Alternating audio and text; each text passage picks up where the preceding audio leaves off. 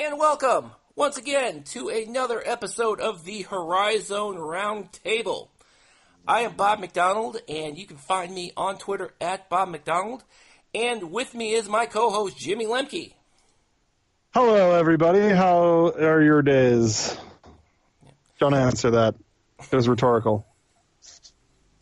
And Jimmy is on on Twitter at PantherU. And you can follow us on Twitter, the podcast on Twitter at HoriZoneRT. So, as we mentioned last episode, because we spent all the last episode talking about Motor City Madness and that whole thing that went down there, we didn't even get a chance to get to talk about the actual schedule and the actual television schedule. So, Jimmy. I want to start with the schedule first, and I want to point to something you alluded to last episode, where you mentioned, where you talked about specifically about the idea of trying not to schedule games while schools are on break, and the HoriZon League didn't listen to you, even a little bit, because... Well, it involves actually putting in effort. And I don't know how the HoriZon League really works. I know from talking to other people that the offices over there are kind of, it's kind of a skeleton crew. It's kind of a small, kind of dank. I don't know what the word is.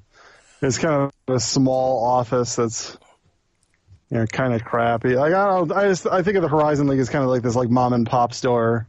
And they're trying to do national television rights contracts and trying to put together major events, and they're doing it with 5 people or something. I don't know how. So maybe a lot of these criticisms, maybe these are some of these things are things they want to do, and they just don't do it because they don't have the money. And in that case, I'd say maybe we should have been putting all of our $20,000 per school into giving that to the HoriZon League so that they could deal with that crap, possibly, but hire another person. But scheduling is not hard, and they also have to do it for a bunch of sports. So I will put a caveat here. I'll be magnanimous and say, look, it's hard to do a schedule when you're you got a skeleton crew. Well, here's my other question, too, and I think this kind of speaks to how everything's kind of moved up on the on the basketball schedule in general, because many years, for many years up until probably maybe not even, in fact, I think this year is kind of a little different, because you have games starting in the first full week of November. I mean, I know, for example, Cleveland State is playing their first game at Davidson on November 6th. I have never seen, this is the first time I've seen the basketball schedule start so early in the year. And they moved it up. Yeah. So we're literally just a few days away from the actual start of the practice schedule. So I think the official practice schedule starts this last week of September, when in years past it was sometime in October. Now, obviously, because of that, now it appears that you have this last week of December, which the HoriZon League has decided to populate with games, as opposed to, say, last year when you were still seeing non-conference, the HoriZon League schedule started in the beginning of January. So there is that part of it. So with that said, you do have a situation, of course, where but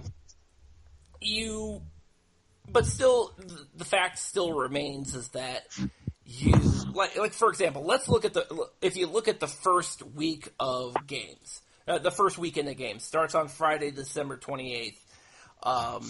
You have Cleveland State and Youngstown State hosting the Friday and Sunday games, and then you have Wright State and Northern Kentucky also hosting Friday and Sunday. So it seems to me that those are probably going to be games that, and let's be realistic, I don't know about Wright State and Northern Kentucky. I suspect that their attendance numbers will be a bit different. Cleveland State and Youngstown State, on the other hand, although Youngstown State last year did actually have kind of a little bump in attendance, although the first game they have this year is in the conference schedule is against Detroit Mercy, so you have that too. So you have that going against you.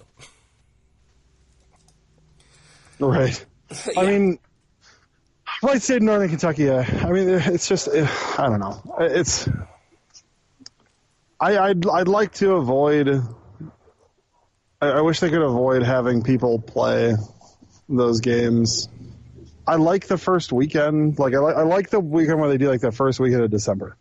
I like having that for conference games.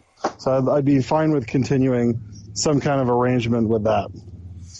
That's interesting. You don't do that anymore. And I always thought they should market it. We're the only conference that did that, and the conference standings stood for almost a month, and it was cool. Like I figured it was like call it like an opening weekend thing. This is what this is something that's a Horizon League tradition. You market it as something that the ESPN family of networks can put out there. Like, oh hey, it's opening weekend. Yeah. The Panthers and Phoenix are visiting, UIC and IUPUI this week. Like, let's talk about these, and then they could use it as they could have a studio thing, put Adam Amin in there. It would look great. It would be nice, but which they've done before. And incidentally, I mean, you had even if you had put those 4 Friday the 28th games. Those 4 games on Friday the 28th and Sunday, December 30th. You put those 4 games into, as opposed to that last weekend of December, to say the first weekend of December. Yeah, you have 4. You would have. It's pretty obvious, and we'll talk about this a little later on the podcast. It's pretty obvious that ESPN has gone to, into the. We're going to be broadcasting Horizon League games on Friday nights. I think that's been pretty much baked in the cake for like the last couple of years. But to your point, if you had done that, you would have had 4 games to choose from in terms of that Friday game. Right. And given kind of the way but that's and more to the point, if you're looking at if you had looked at the first weekend of December, yes, you would have also had, and this is important because it speaks to what we discussed last episode, is you still have students that are sitting on campus right now at that point. The semesters, school is still in session last weekend of December for pretty much everybody. Mm-hmm. So in that regards, and I think that was kind of the thought process. And this didn't happen last year, but it happened in years past, where perhaps that was the better way to go. Because you're going to get, if you're in the first weekend of December, to your point, you're going to be one of the only teams, you're going to be one of the only conferences out there that is doing it right at that point in December. Maybe a couple of major conferences are doing that now, but the Horizon League in particular would be doing that. But more to the point, again, you'd be able to maximize the attendance because you would also have that student element coming in. Right. However, that didn't happen. Yeah, I mean they could capitalize on that first week by doing 4 games of, the first Friday you do 4 games and the 4 whatever games, and then like the big like main event, you could have like 2 teams that are put towards the top that are also rivals. Obviously, at this moment, we're talking about Wright State and Northern Kentucky, who are both teams that could win the Horizon League. Sure. Put them because when you're doing the schedule, there's 4 games between teams that are doing travel partners, and then 1 game for the actual travel partners, and then that's the only game they play that week. So I would think that like for a Horizon League opening weekend, because they have that Friday spot with the ESPN, that they could market those. And then that big game for whatever it's ESPNU or ESPN2. This is like the first conference rivalry game of the regular season for any conference. Like this is the first conference rivalry game. This is one that could have a major effect on the goings on of the conference. One team gets a way to get a leg up for a whole month before the rest of the conference season gets going. They get a leg up on their travel partner rival as well as the best team, and then that's a game that you pick for television. I would think that it would be an obvious choice to do, considering what they need, which is eyes on the conference. Yes. And that's a game that if it's a good game gets on SportsCenter. Mm-hmm. Even at the stance of our conference, which at the moment is in the 20s.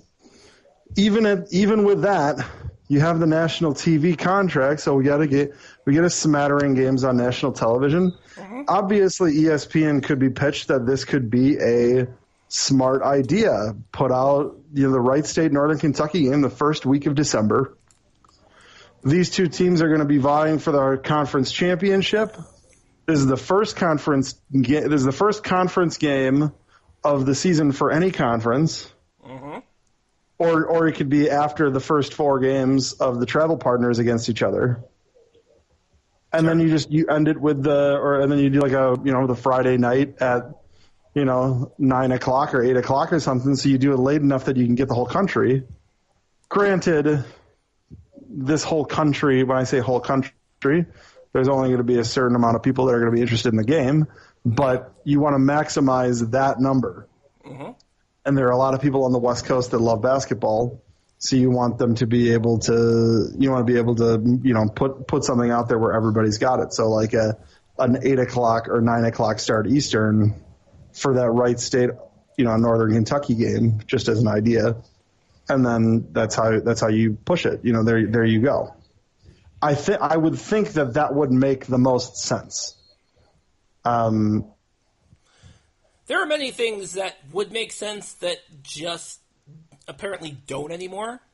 It's really just the Horizon League needs ideas, people with ideas, and the ability to implement those ideas. And we need people who are, very, willing to put a lot of themselves into the work in a time that is not the best, which is like the summer.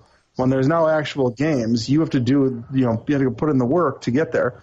And the Horizon League should be, they're in Indianapolis, which one thing that we don't talk about that is a major benefit of that office is that people who want to work for the NCAA Indianapolis is a good area for potential employees other than maybe Chicago. Like maybe Chicago would be better just because it's a much larger talent pool. But people who want to work in the NCAA, mm-hmm. getting into the NCAA headquarters city where there's mm-hmm. a conference based and then a couple schools is a good, it's a good talent pool to draw from.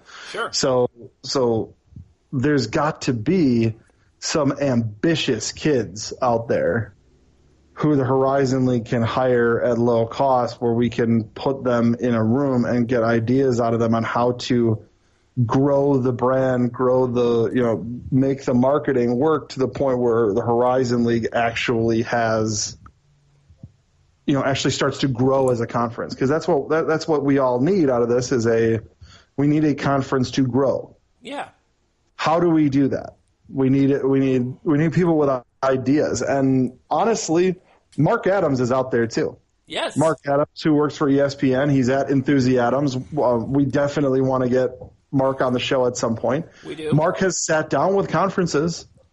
Why have we not? And maybe we haven't. We just haven't publicized. But why do we not get Mark Adams to sit down with the Horizon League and say, okay, I've been talking to this conference and this conference. Scheduling needs to get better. Why don't we have to do this? Mm-hmm. And because the Horizon League has fallen back and the Summit League has gotten better, much to our chagrin of our 2009 selves, we have to consider the idea of doing a Horizon League Summit League challenge during the season. Where maybe instead of this, instead of saying like, okay, here's the Horizon League Summit League challenge, it's the same format as the Missouri Valley Big West Challenge, or not Missouri Valley and Mountain West Challenge, or the same as the Big Ten ACC Challenge. Instead of doing that, maybe we make it like every team plays 2 or 3 games, and then you can build a schedule from there, and then every team that plays 2 or 3 games, and the conferences pick the teams. The Horizon League picks their 1 through 8 or whatever the Summit League has. The Summit League picks their 1 through 8, and then each of those teams that play a return game the next year to create. Because scheduling is such a problem, the Horizon League and Summit League could knock out 4 non-conference games right there, and because they're putting their best teams up, that would be theoretically.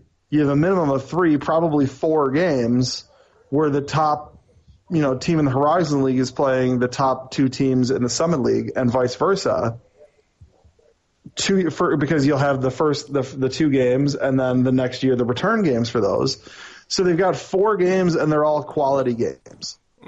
And because you rank the teams, now those teams that are not doing so hot are playing other teams that aren't doing so hot. So maybe they have a better chance to win, but they're also not bagging the other leagues' top RPI teams. The more games that the Horizon League, and I assume that we're going to get stronger because there's really, I think we've hit a floor as a conference. Yes. I assume we're going to get back to a strength where we're in the teens. Maybe it's 18 or 19, but we're still in the teens.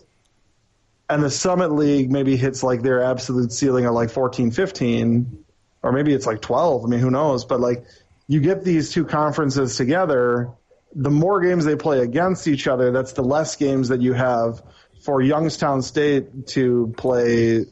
And I'm not talking about like the non-D1s like Tiffin or those, but the less games they have to play against St. Francis of Pennsylvania, where they're playing a Division I team that is more like a Dino, Division I in name only.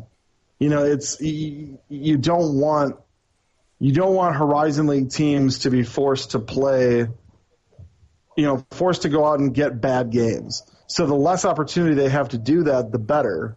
So the Horizon League needs to start looking at, okay, we need to start either putting out and setting a specific set of guidelines that will require our teams to play better, or we need to start talking about setting up as many challenge games as possible against other conferences that are good or at least not terrible, and then we can start talking about, okay, well, hey, if Wright State is only playing teams that are, they play 2 Summit League teams that are the top 2 teams, so there's 75 to 150 in the RPI or whatever the new. I can't remember what they're calling the new one. We're gonna have to do an episode on that, by the way. The net, NET, that's what it is. So maybe there are 75 to 150 rank in the net, and like I will reiterate, we definitely need to do an episode on that. But once we do one on the net.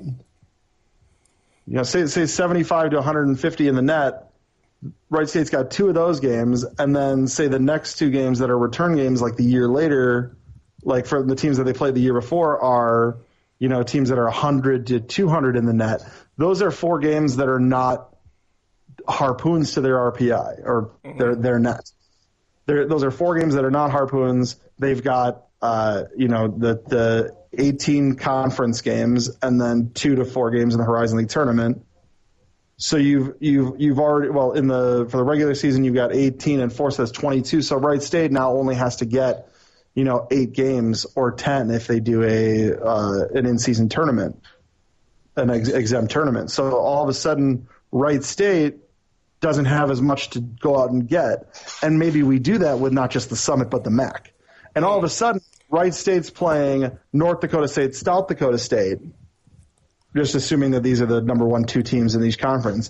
And then playing like, I don't know who's number 1 and 2 in the MAC right now, like Buffalo and Akron or whoever. I don't pay much attention to the MAC. I think of them as a football conference, but whoever the 2 best teams are in the MAC, and then you get returning games with them the next year, all of a sudden you have scheduled 8 games of Wright State's schedule against teams that should be pretty good to great. There is a downside in that what if one of those teams like suffers a catastrophic injury or two and all of a sudden the team is not good? Okay. But I think it's worth the risk to get that not having to worry about the schedule, that on their schedule off of their shoulders. And you also make that announcement in the middle of like summer or something. So you work on making that schedule in the late spring. Mm-hmm. At the same time that the Horizon League's working on its baseball tournament. So then, come June or July, you've got something to announce, and maybe you do a deal like the Horizon League still got its sponsorship with Nike, if I remember correctly. I believe maybe so, you make that. Maybe you make that. Figure out with Nike if it's even possible, but you make that announcement with Nike at an AAU tournament. You don't have any teams doing anything, but the conference announces it. Oh, hey, we're doing this. The Horizon League Summit League and the Horizon League MAC, or whichever one of those conferences is also with Nike. Here's our announcement. Here we go. Here's our challenge that we have coming up this year. These are some pretty good teams. Mm-hmm. Now you've got people that are in the college basketball world doing what they do in the summer, which is follow the recruiting area. Look at that, and then they'll be able to make more informed decisions on what their awareness for the Horizon League is grown. Sure. Their awareness for the Summit League or the MAC is grown. Okay. So we raise some awareness. We schedule 4 to 8 games, 4 in the first year, 8 in the second year of a team's schedule, so they don't have to worry as much about finding quality teams. And then now all of a sudden, Wright State has 4 to 6 games to schedule rather than 8 to 10. Mm-hmm. And now do you go out and you play? Now you're Wright State deciding, are we good enough are we going to go knock on Cincinnati's door and walk in and beat the crap out of them? I'm sure Northern Kentucky would love to, and I'm sure Cincinnati has no interest in that. But it's fun, to your point, by the way, that actually the Northern Kentucky the Cincinnati that game is happening. Is it really? Yeah, So I guess the only wrinkle is the return game to Northern Kentucky, but that's literally it. But yeah, that's happening. Are they doing a home and home? I believe that's what the point is. I think that's what they're looking at right now. Okay. I'm not sure that This is where it would have been nice to have Jack Alley or somebody on the podcast. Nah, we'll get to him later. We'll be fine. Northern Kentucky fans, we want you on this podcast. We need some Valhalla people. We need people. We'll get to you. Yeah. It's partially my fault. I procrastinated this week. That's on me. So anyway, but to your other point, to your point about this conference, the conference challenge. Now, if I understand it correctly, I do believe Mark Adams has had a conversation with the Horizon League, and I can't remember about which conference. So I don't think it was either the MAC or the Summit, but I think it was with another conference. Now, to your other point, and it's funny you mentioned both the MAC and the Summit, because with the Horizon League, a lot of the Horizon League teams are already, even down the road, are already scheduling those games anyway. You see with the Horizon League teams, a lot of the Horizon League teams, they're already scheduling. They're still, even when they're scrambling, they're still scheduling. You're still scheduling MAC teams. They're still scheduling Summit League teams. But to your point, it would make much more sense if, instead of just scrambling to try to get MAC teams and Summit League teams and the Horizon League teams together at the last minute in like July or in like August or something, instead of doing that, get them together in. Even get all these people in the room during the Final Four. They're all there anyway. Get them in the room and say, hey, so here's the thing. we are now in a situation where mid-majors have to band together because you're at a point where all these Power 5 conferences are scheduling, they're going from 18 games to 20 games in their conference schedule. They're doing that. We see it all over the place, which means there's less and less opportunity for, and sure you'll get a bye game or something like that down the road, but, there's not going to be the opportunity to scramble around. You need to, instead of doing this scheduling thing piecemeal, as mid-majors in general have done forever. We need to band together. They need to band together. And I think and for what it looks like, I think it's kind of at the center of this is, in fact, it seems, and as I understand it correctly, it is Mark Adams at the center of this. So go to the Final Four and put your heads together and put together something like a Horizon League Summit Challenge or a Horizon League MAC Challenge. Put those things together. And then, you don't have to worry about having to scramble at the last minute and have your schedule announced in September. When instead of having a golden opportunity to say, to your season ticket holders, all right, well, we're starting our season ticket sales, at the end of the season, we'll let you know about the schedule, whatever. And if you're one of those early renewers, you get to spend 5-6 months sitting there, in mystery of who's going to be at my arena. In this case, though, you'll know already. You'll have a much better idea. There's going to be less of a mystery. And also, more to the point, I mean, the other thing too is potentially, probably not going to happen. But the scheduling of the non-D1, these non-D1 teams is going to happen. I know Horizon League fans bristle at the fact that they have to schedule that you have these non-D1 teams scheduled on your conference schedule, on your team schedule. Mm-hmm. It can't be helped. I mean, it's one of those things where I sit there and I'm like, okay, wonderful. Like for example, Cleveland State is playing right. I think after they come home from, they're playing Urbana. I think they're playing Urbana on like a Tuesday night, the same day that the Cavs are playing at home. And I'm like, okay, what's the point of this? But the point of that is to fill out a schedule. That's what I'm thinking. And I feel like on some level, Cleveland State's packing it in. The good news. Well, here's what I thought. Which I know is really bad news, but without LeBron, you don't have. Yeah. Well, here's what I'm thinking too. Also, too, had they not scheduled that game, they would be a full. Had they not scheduled that game, I believe they would be like almost a full week without a game. So, which early in the season is probably not a great idea. So I see kind of the logic behind kind of keeping the competitive continuity going.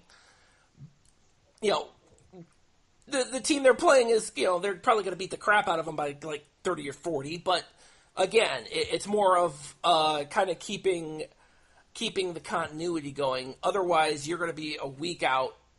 You're going to be almost a week out not playing.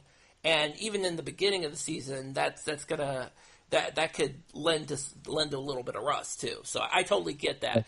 And again, that's just one example. I see that at this point in time, I see that as you're not going to. I don't want to say you could potentially eliminate that possibility, but honestly, I don't see that going away. I don't see it's a mid-major bugaboo in general, where scheduling non-D1 teams is the norm now. We don't want it to be the norm, but it's always been the norm. It's been the norm for decades. Yep.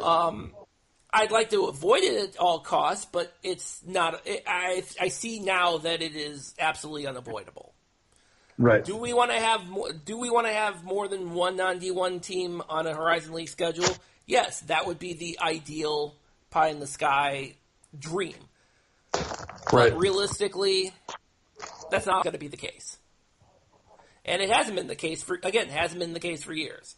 And again, I think if you get to a point where you have a potential for if you have a potential for a Horizon League Summit Challenge or Horizon League MAC Challenge, you kind of reduce the opportunity or the need to have that many non-D1 teams. Again, you don't completely eliminate it, but say for example, if you have games in these conference challenges, plus you add in a bye game or two, plus you add in potentially an exempt tournament, that fills out your schedule pretty quickly.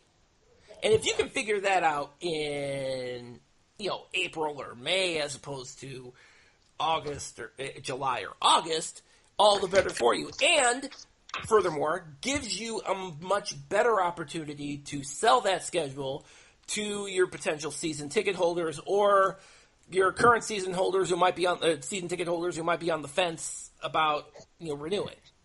Right. Which of course is a real which again nature of the beast, it is kind of a real problem when it comes to mid-majors being able to schedule and being able to cater to I don't want to say ever dwindling base of season ticket holders, but you can't deny the fact that you need to get an opportunity to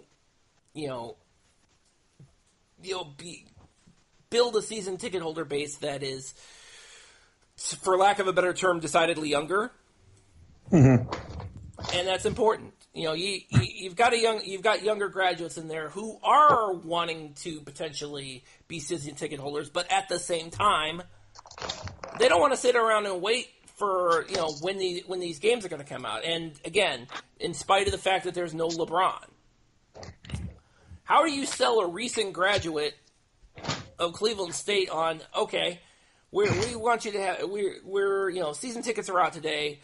Here's a game. You got to buy a game against Urbana. Oh, by the way, they're a non-Division I team and they're playing the same time against the Cavs. They're playing at the same time as the Cavs. LeBron or no LeBron, I mean, if you're a younger generation Cleveland State fan, if you got the choice of watching a Cavs game, even without LeBron, you still have Kevin Love, by the way. I just want to throw that out there. Yeah. Even if it's still you still are looking at an experience at Quicken Loans Arena that is, to be honest, unrivaled. It's unrivaled. It is. If you've been to Quicken Loans Arena, you know the experience you love. Even that's how they were able to. They push themselves to make that an unrivaled experience. Put that up against Cleveland State at the Wolstein Center against a D2 team. Well, you have to do things, and I'll say this. First off, you're never going to be an NBA experience, so we can just put that to bed at the moment right away. Again, you can't beat. That's what I'm saying. You can't beat that. You're not going to beat that. You have to leverage your.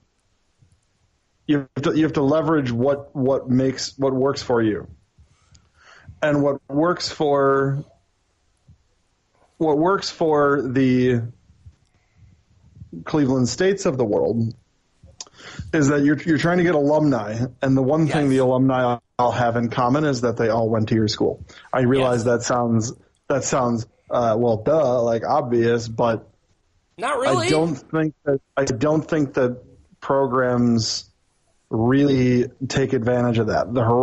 Like in Milwaukee, Sandy Botham and I had this idea years and years ago, where we were talking about we need to make a homecoming. They started this parents' weekend in November. It was late October, November. They would somewhere in October, and they would have parents come. There would be they'd include a soccer game in that, but there would be more attendance than normal games, but it wouldn't be like a big deal to them. And then but the real center was here. We're having a networking event this night, and then there's something going on for parents. There's some events on campus, and then Sunday they did the Panther Prowl, which is the 5K that they use to raise scholarship money for the university, for the General Scholarship Fund. Sure. And Sandy and I said, okay, this is obviously the timing of this what it is, when it is. This should be a homecoming weekend. Mm-hmm. And the reason that this should be a homecoming weekend is because it's fall. We don't have football, but we can still include a soccer game. But you make it a homecoming weekend. Maybe we even do a parade, or maybe we even do these and Panther Prowl still can be like kind of that centerpiece event because it's the good event where you're raising money. Which I'm glad you mentioned all of this because this is what Cleveland State is actually doing this week. I know we're recording on a Sunday. We're actually doing every single one of the things you just mentioned. They're doing this week. They're doing a parade. They're doing They actually they kicked off homecoming with a volleyball game. They're also doing a soccer game, and they do all of these things already. They actually do all, and more to the point, and I actually alluded to this. On Twitter, is that as part of this, they're actually having a conversation with Dennis Felton, the head coach of Cleveland State. Well, so that's interesting. You mentioned that is kind of an idea. It sounds like it's kind of an idea at Milwaukee. That's actually to Cleveland State's credit. They're actually doing that there now. It needs to evolve, and we need to look at it as to everything with these universities is about garnering interest, getting people around, and exactly. especially when it comes to our basketball programs that don't have the followings of a lot of these other places. So what you need to do is you need to offer things to your alumni and to the community that you cannot otherwise get at a Cavs game or a Bucks game or a Cincinnati Reds game. You offer them the opportunity. You offer them the opportunity for a networking event. Yeah, a networking event based around the game, and to specialize it. So UWM is doing a homecoming this year. You need each school when they have their homecoming. You need to go to each school in the university and say, okay, look, we're having a homecoming basketball game. They moved it to November. They're actually doing it now. So I don't think they're doing a parade, but they're doing most everything else. Yeah. They moved it to November. It's separate from the Panther Prowl weekend now, so that's fine. But what you need to do is go to each school. You give them a block of tickets. You give the school of nursing 50 tickets for free. Mm-hmm. The tickets are all next to each other. Offer to help set up with for because we play downtown. We have the Hyatt across the street. We have the Hilton a couple blocks away. We have places nearby that can host things, or we could even do it inside the arena. I'm sure that once the Bradley Center is torn down, and then they build something in that space between the Panther Arena and the new Bucks Arena, the Forum. I refuse to call it the Fiserv Forum. Once they have something built between the Forum and the Panther Arena, or let's call it the Milwaukee Arena if we're going to talk about the right names. So from the Milwaukee Arena, the Mecca, to the Forum, you have the space where the Bradley Center is. There's going to be something built there at some point in the near future. If there's a hotel as part of it or restaurant as part of it, there you go. There's space right there. Each school, 50 to 100 tickets, depending on the size of the school. And it's not like it's homecoming, but it's not like UWM with their 11,000 seat arena is going to have trouble finding places for these schools to put fans. It's not like, maybe we shouldn't give 100 tickets to the College of Letters and Science because the 100 tickets is a lot of tickets. I don't know if we should do. No, it's a stupid idea. Give them the tickets. Yeah. You give them the tickets. Of course. And you make sure that it's in the area where they've actually truncated the season ticket holder space to only be sections around the court. It actually came along with a rise in ticket prices because now you no longer have the ability to get the cheap tickets away, but for the whole season now you got to do it on a game by game basis. But what they've got now is they've got a Horizon. They've got the Milwaukee's got this. They'll have a games where they're really close to the court. Then you throw in here's the block of 50 tickets for the College of Information Studies. Here's the College of Letters and Science. Here's the College of Nursing.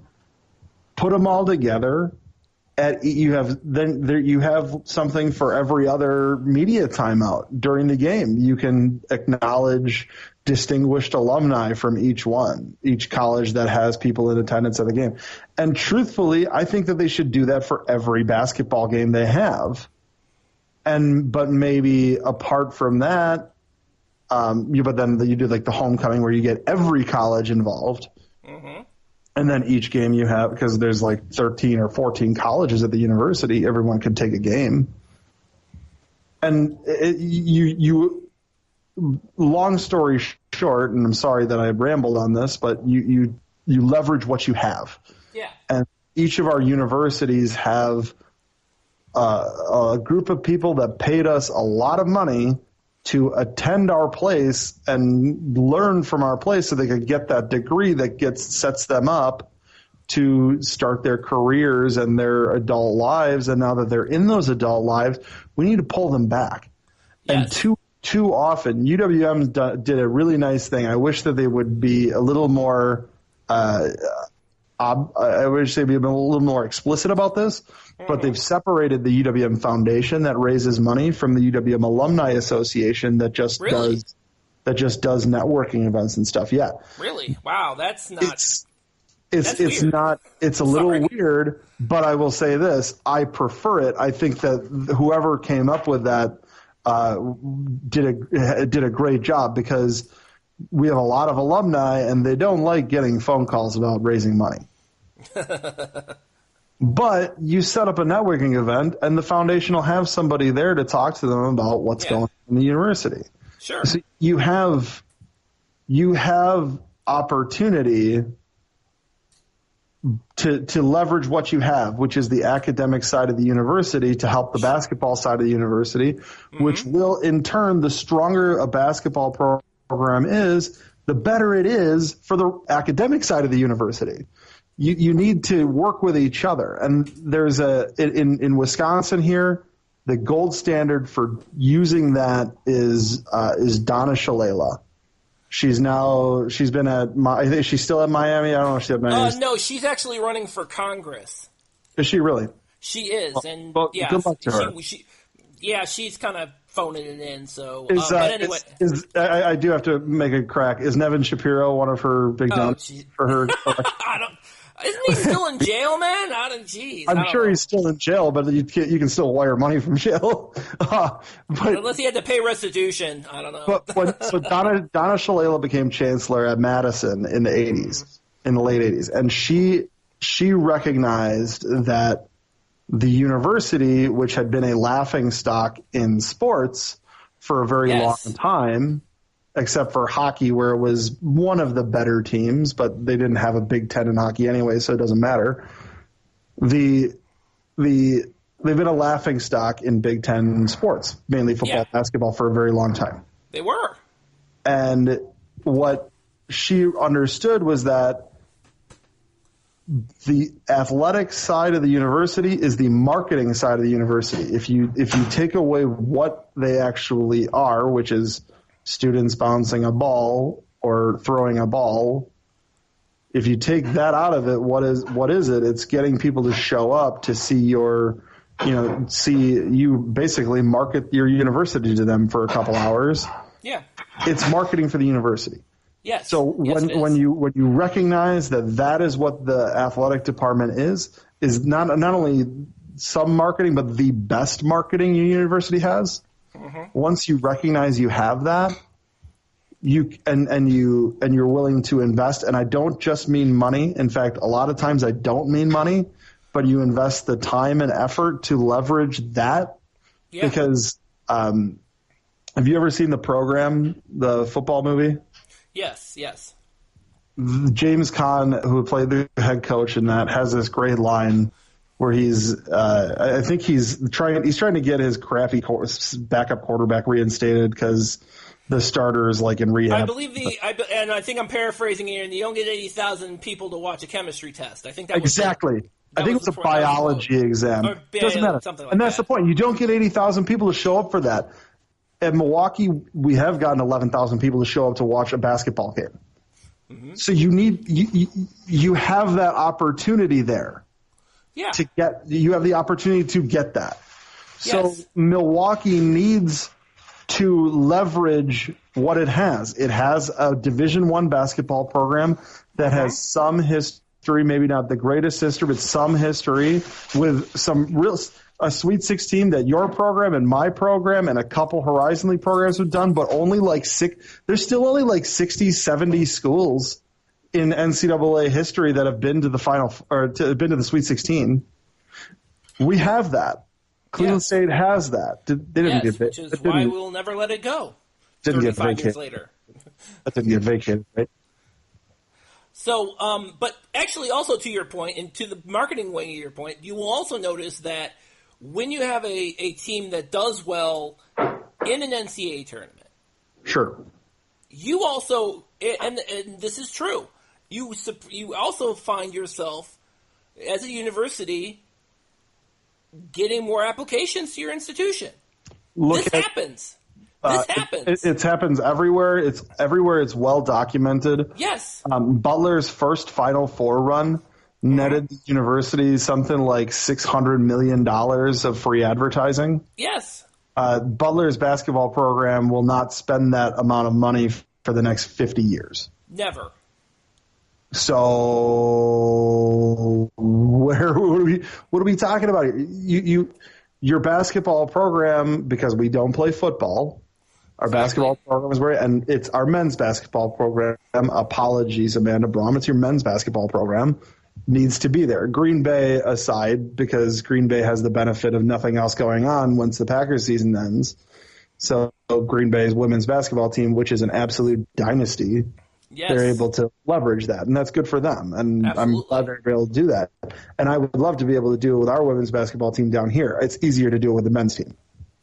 So that's why you care about what conference your team is in and how good that conference is and what teams are on your schedule and are the teams better and is your coach good enough and is the recruiting classes good enough and who's starting at point guard and who's making the shots and who do we have on the schedule next year and are we going to play in any tournaments? Are we going to host a tournament? These are why these things need to be important to the chancellors, presidents of our universities, and it hasn't been the case here with Milwaukee since Nancy Zimfer, and really Carlos Santiago, who succeeded her in 2004.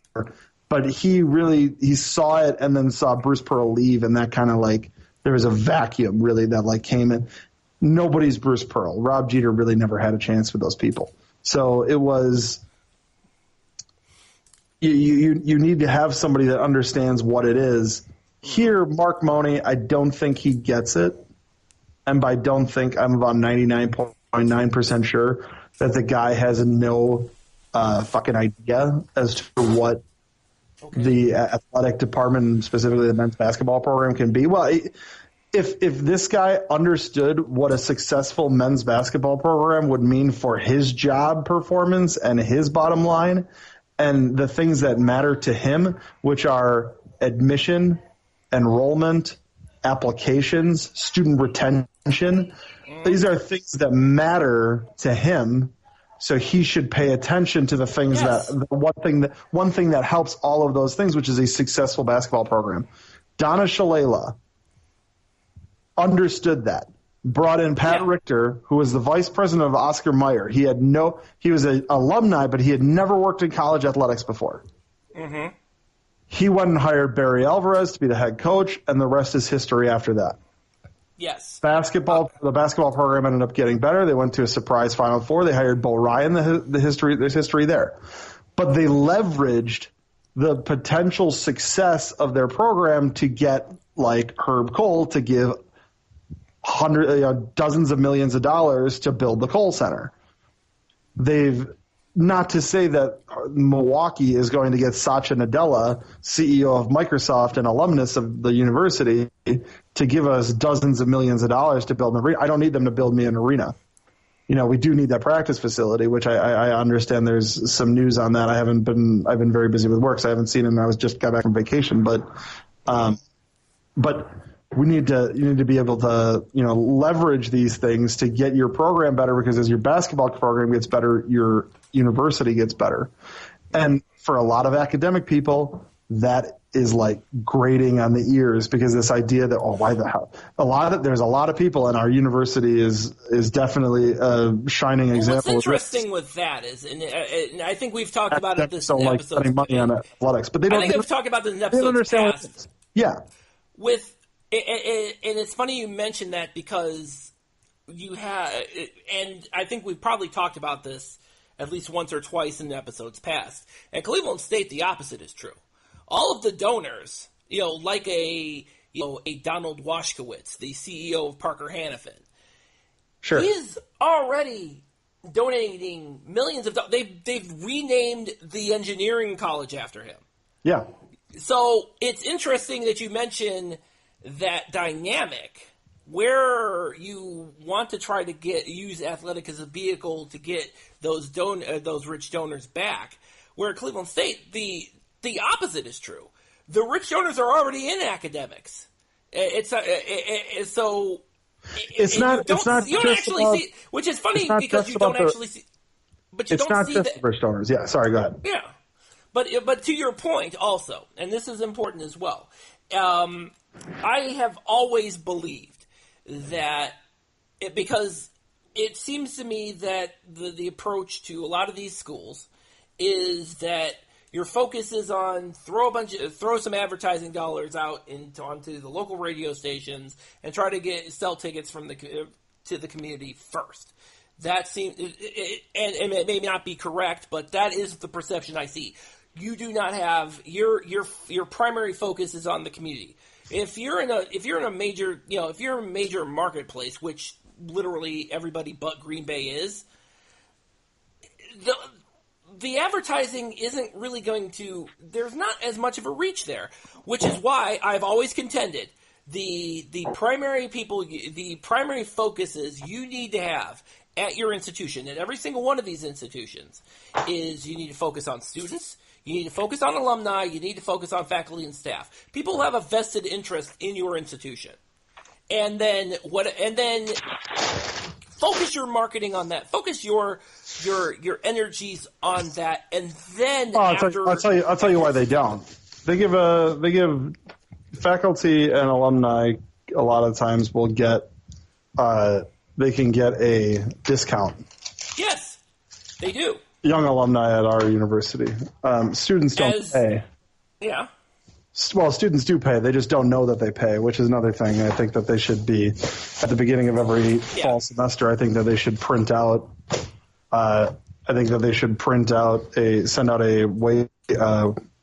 Send out a voucher to every incoming freshman into their dorm mailbox saying, "Hey, you have paid $125 this semester towards the athletics department. As this, here are your vouchers for the basketball games." Yeah. And then you have a perforated thing with every game on it.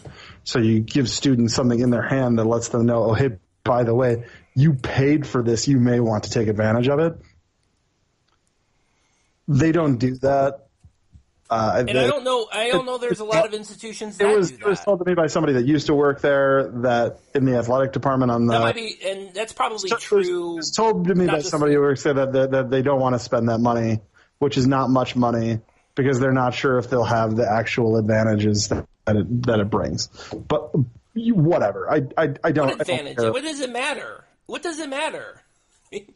It matters. They all feel like they're being backed into a corner with their budgets, which is ridiculous. Each budget's like $11 million or something. Like it's absolutely stupid. Maybe instead of going out and hiring a successor to Charlie Gross, the finance associate AD, hiring a successor with less experience for $12,000 more every year in salary, maybe you should have turned around and spent that $12,000 and got somebody comparable to who he was, or somebody who's maybe a little younger and hungrier for that job, and then taking that extra money and put it into marketing to your students, getting your students. Maybe that mailer would be paid for several times over. The mailer is discussing. You have to leverage what you have, and we have it. we have, what IUPUI has, what most schools in this conference has, very large enrollments. Yes. And what we have is academics for the university. That's how you can get people to say, okay, on this game day for the Cavs, the Cavs are hosting the future Eastern Conference Championship Milwaukee Bucks.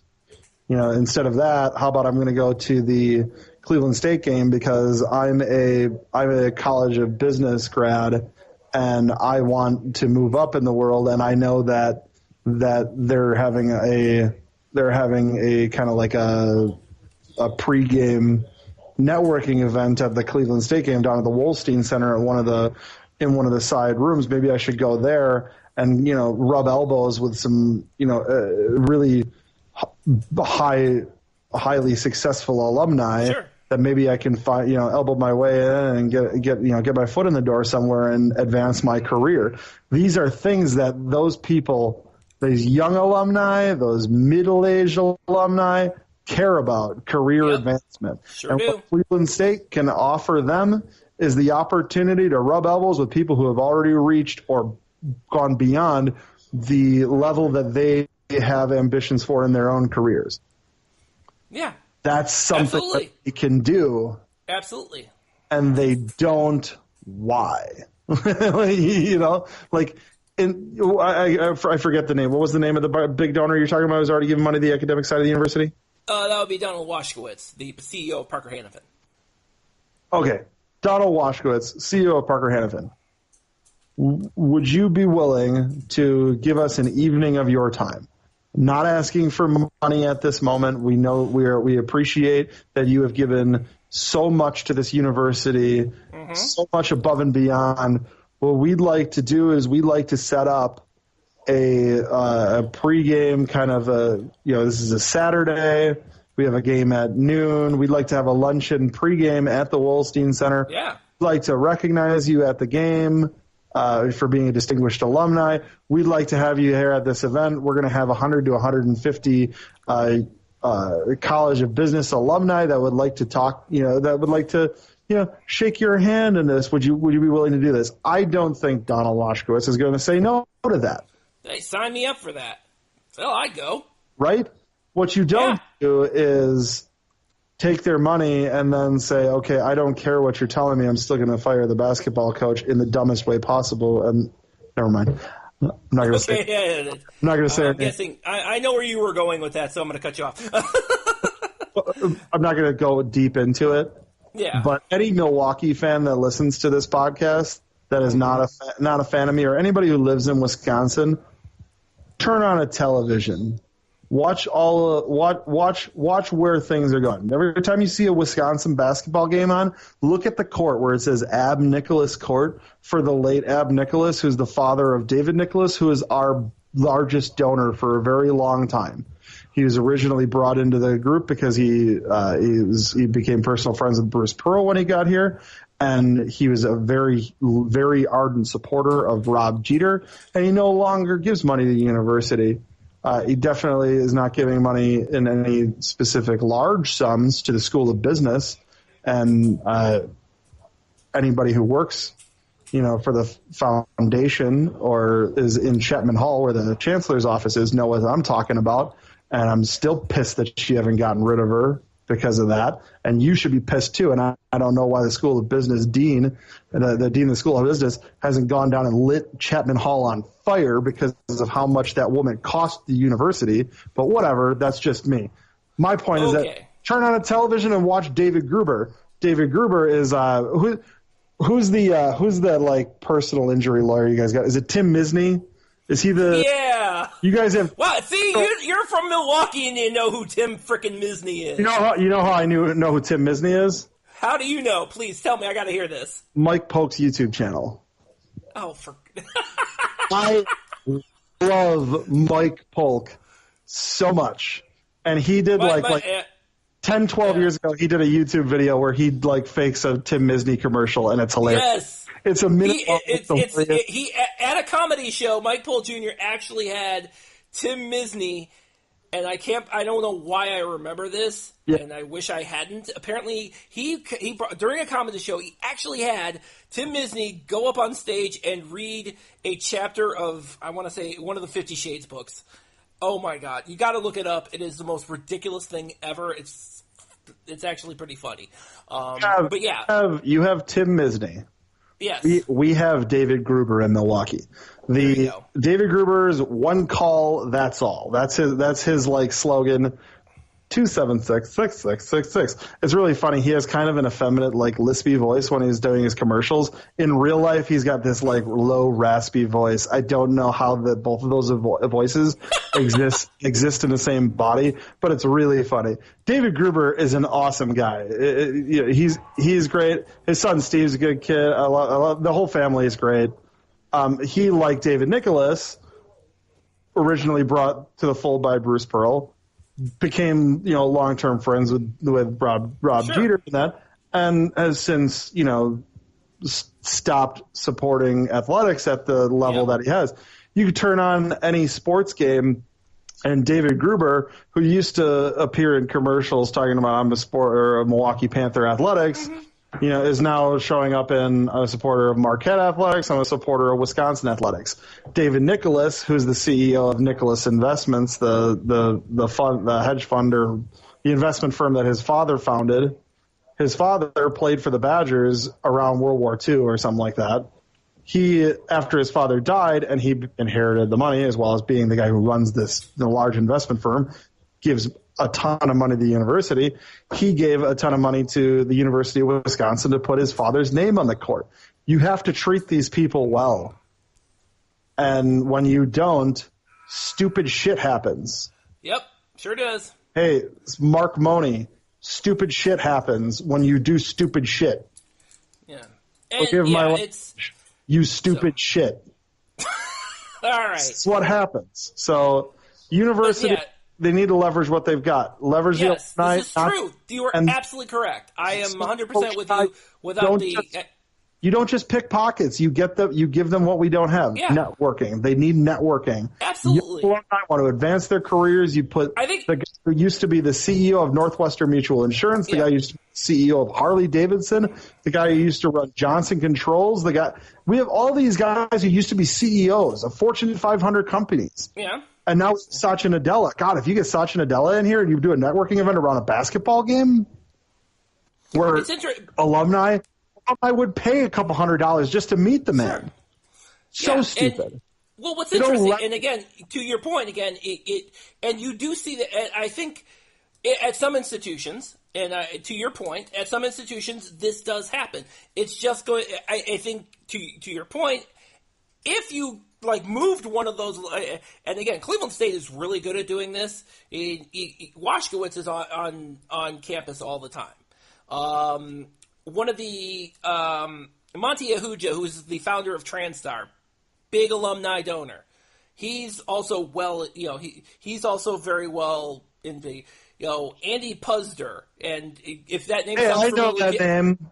Yes, everybody knows that name because he's CEO of Carl's Jr. and Hardee's, and the architect of the most questionable commercials ever, and now he's being a dick on Twitter now.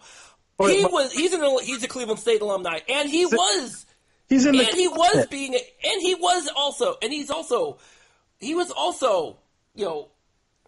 on campus to do stuff. It's just a matter of being able to alumnus on campus. Yes. You have an alumnus in the cabinet. No, he didn't. Oh, no. Okay, no, he is not. No, he had to withdraw his name because he was a putz. He was named. He was nominated for the Department of Labor. Is he the guy? Is he the guy that Pete Davidson said looked like if Michael Fassbender played Magneto, or if Michael Fassbender played Lex Luthor? I have to check this out. Oh God, I don't remember. Pete Davidson looks like Brewers player Christian Yelich, by the way. Anyway, just kind of wrap everything up. Yeah, we've had those. I think it's to your point, and I'm sure this has happened I don't doubt that this has happened in other institutions. Totally the guy. If you are listening to this podcast, Go to your computer, open Google, Google Andy Puzder, Andy, and then last name Puzder. I thought it was Puzner, but Puzder.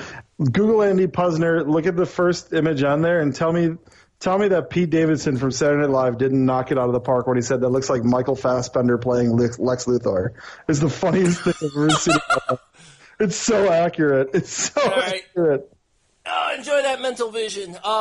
Yeah, but again, to your point, there are institutions that have those rich donors who do that. I think it's just a matter, to your point, to kind of align it a little better, with basketball. Just do that. That is, I guess, in an end around sort of way, since this took us a while to get to this point. Yeah, do that. That would be great. Yes. I would be completely on board with that. And so that is, I guess at this point in time, now that we have given everybody the mental vision of what Andy Puzder looks like, I think now it's just we'll go ahead and close out the show here. Andy Puzder is definitely welcome if he ever wants to come on the HoriZone Roundtable.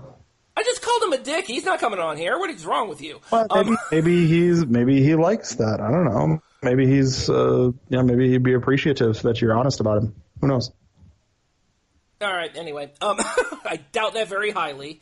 That invitation is also open to David Gruber and Tim Misney. Oh, David Gruber and Tim Misney. Okay, we'll make okay. There you go. You can't go 5 feet in Milwaukee without seeing David Gruber's face, and it used to be accompanied half of the time by the Milwaukee Panther logo, and now it's accompanied by the Badger logo and the Marquette logo. Brilliant. So, all right, so you can get. Yeah. So, as always, you can listen to episodes of the HoriZone Roundtable on sportshacks.com, hax.com. You can find us on your podcast apps, iTunes, Pocket Cast, TuneIn. You can. I did look that up. You can say to your Google Home, play podcast HoriZone Roundtable, and it will bring it up. There you go. Same with Amazon Alexa. And same with Alexa. That's and Alexa too. So you can whatever your home device is, be it Google Home, be it Alexa, we got you covered too. So all right. So that's it, and tune in next time for another episode of the HoriZone Roundtable. Take care, everybody.